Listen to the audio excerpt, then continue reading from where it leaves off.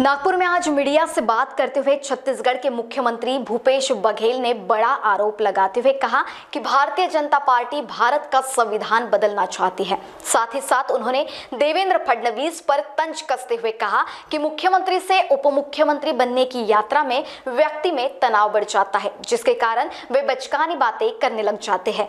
बता दें कि महाराष्ट्र में सभी राजनीतिक पार्टियां चुनाव प्रचार में जुटी हुई है। ऐसे में कांग्रेस नेता राहुल गांधी तारीख 6 नवंबर को नागपुर के दीक्षा भूमि से चुनाव प्रचार अभियान की शुरुआत उन्होंने की और संविधान सम्मान सम्मेलन को संबोधित भी किया, जिस पर महाराष्ट्र के उप मुख्यमंत्री देवेंद्र फडणवीस ने राहुल गांधी पर पलटवार करते हुए कहा था कि जो अर्बन नक्सलवादी वे अराजकतावादी है। उन्होंने भारत रत्न डॉक्टर बाबा साहब आम्बेडकर के संविधान का अपमान किया है। कांग्रेस की नौटंकी को कोई भूल नहीं सकता, ऐसा भी उन्होंने कहा। जिसके बाद भूपेश बघेल का आज का ये जुबानी पलटवार पत्र परिषद के माध्यम से सामने आया।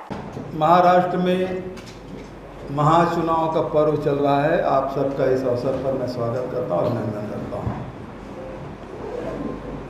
नाम वापसी का दौर समाप्त हो गया, वैसे ही चुनाव की सरगर्मी बढ़ी और उस सरगर्मी के साथ साथ नेताओं का आगमन।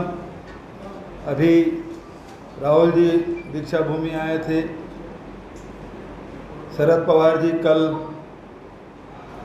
यहाँ कार्यक्रम दे के गए हैं, उद्धव ठाकरे जी भी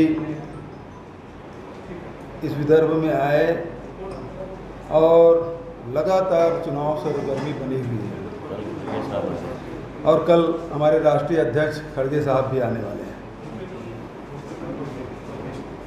अभी उप मुख्यमंत्री, भूतपूर्व मुख्यमंत्री और अवैध रूप से बने हुए सरकार के उप मुख्यमंत्री, अवैध मैं इसलिए कह रहा हूं कि सुप्रीम कोर्ट ने भी माना ये सरकार गलत ढंग से बना है।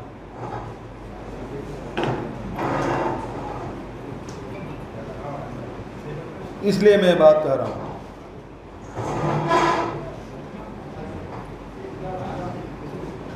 फडणवीस साहब आए और उन्होंने बयान दिया।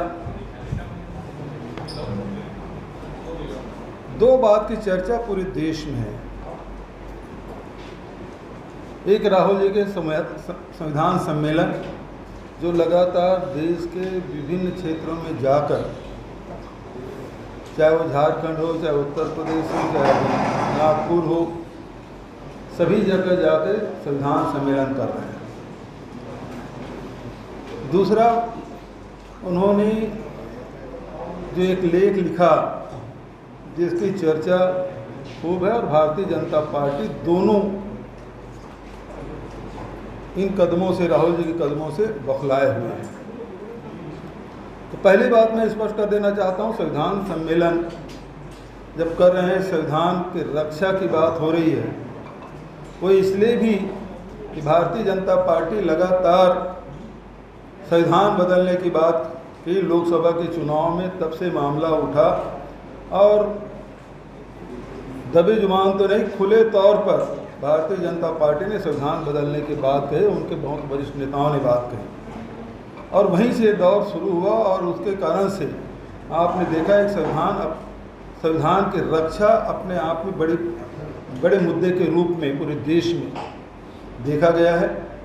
और उसी संविधान सम्मेलन के तरफ के संविधान की रक्षा के लिए पार्टी के इतर भी जो संविधान की रक्षा करना चाहते हैं, ऐसे सारे संगठन भी सामने आए हैं और जिसमें हजारों की तादाद में यहीं नागपुर में एनजीओ और दूसरे सब साथी इकट्ठे हुए थे। आदरणीय फडणवीस जी का बयान आया, नक्सलियों, ये तो नक्सलियों के रंग है।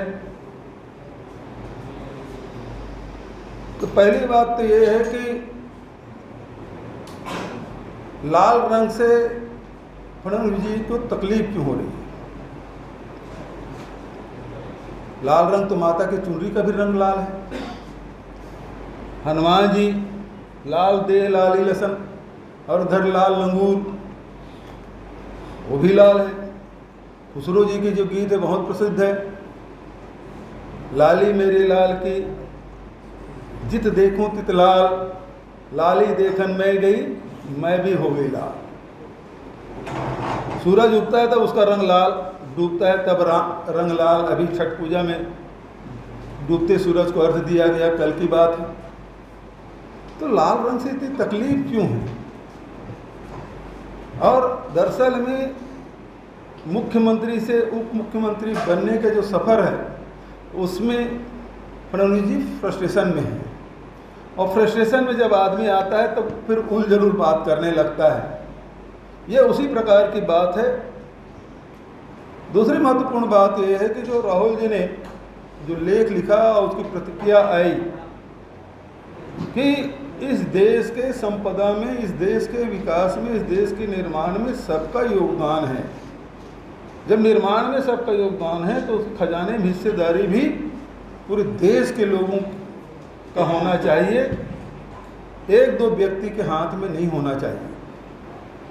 और इसीलिए उन्होंने न्याय की बात कही, चाहे 2019 की बात करें चाहे 2024 की बात कहें।